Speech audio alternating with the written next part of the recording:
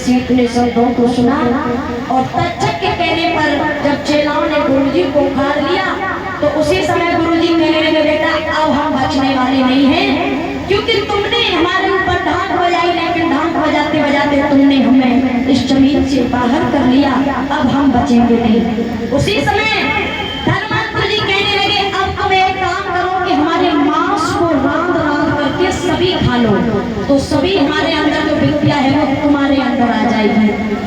सभी चेला गुरु का मांस हंडियों में पकाने लगे।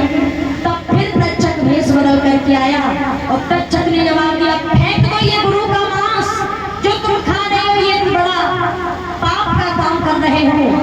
तब सभी चेलाओं ने वो गुरु का मांस नदी में फेंक दिया।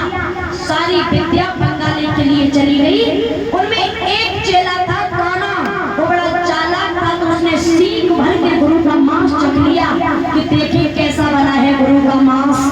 तो वही सीख भर विद्या हमारे इस भारत देश में चल रही है, जिसको बागी लोग जानते हैं। जब कोई व्यक्ति को किसी को सर्प काट लेता है तो बागी लोग मंत्र पढ़ करके विद्या को वहां पर प्रयोग करते हैं। तो वही एक सीख विद्या है जो उस काने चेला ने सीख भर के चाट ली थी, वही हमारी विद्या आज हमारे भारतवर्ष में चल रही है। और सारी विद्या बंगाली के लिए चली गई, जहाँ बंगाली में बच्चा बच्चा जादूगरी का काम करता है। बोल भगवान की इस तरह से परीक्षित महाराज को मोक्ष हुआ और बड़े आनंद के साथ में परीक्षित महाराज वैकुंठ धाम के लिए प्राप्त हो जाते हैं। बोला